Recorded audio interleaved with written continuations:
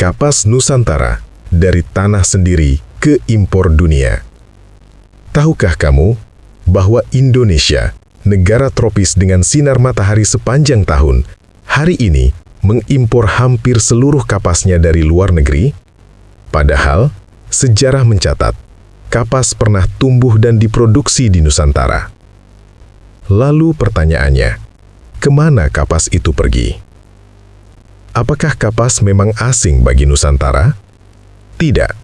Jauh sebelum bangsa Eropa datang, masyarakat Nusantara sudah menanam kapas sendiri. Bukti sejarah menunjukkan kapas ditanam di Jawa, Sumatera, Sulawesi, Bali, dan Nusa Tenggara.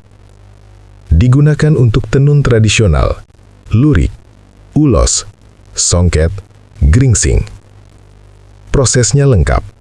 Tanam, panen, pintal, tenun.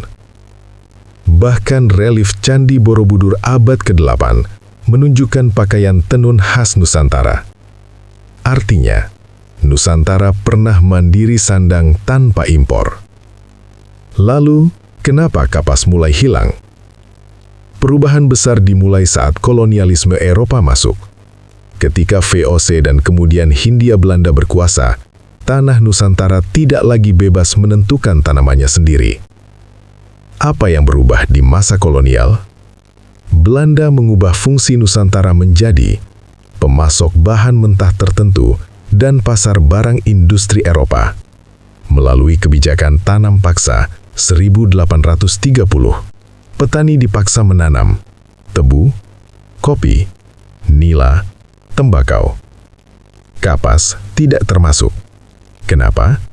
Karena Eropa sudah punya industri tekstil sendiri. Nusantara tidak boleh jadi pesaing. Jadi, kapas disengaja disingkirkan? Secara sistem, iya. Kain babrik Eropa mulai membanjiri Nusantara. Lebih murah, lebih seragam, dipromosikan sebagai simbol kemajuan. Akibatnya, tenun lokal kalah pasar. Permintaan kapas lokal turun, petani berhenti menanam kapas. Ekosistem sandang lokal diputus dari hulunya. Apa dampaknya bagi masyarakat? Perubahan ini tidak langsung terasa, tapi dampaknya permanen. Dari menanam, menenun, memakai, menjadi, membeli, bergantung, impor. Perempuan yang dulu menenun berubah menjadi pembeli kain pabrik. Setelah merdeka, kenapa kapas tidak kembali? Inilah bab yang jarang dibahas. Setelah 1945, negara fokus pada beras dan pangan. Kapas tidak masuk prioritas nasional. Tidak ada jaminan harga kapas, riset varietas kapas tropis, integrasi petani dengan industri tekstil. Sementara itu, pabrik tekstil tumbuh besar, tapi bahan bakunya impor. Kenapa lebih pilih impor? Karena pasar global tidak netral. Negara produsen kapas besar, Amerika, India, Australia, RMBT, memberi subsidi besar ke petaninya. Kapas impor jadi lebih murah, stabil, massal. Sedangkan kapas lokal, tanpa perlindungan, kalah harga, ditinggalkan petani. Apakah ini masalah iklim? Tidak.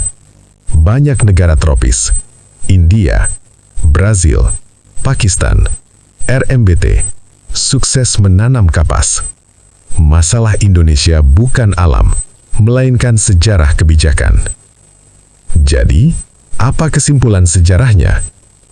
Kapas menghilang dari Nusantara karena kolonialisme memutus ekosistem sandang lokal. Nusantara dijadikan pasar kain, bukan produsen bahan. Pasca merdeka, kapas tidak dipulihkan sebagai komoditas strategis.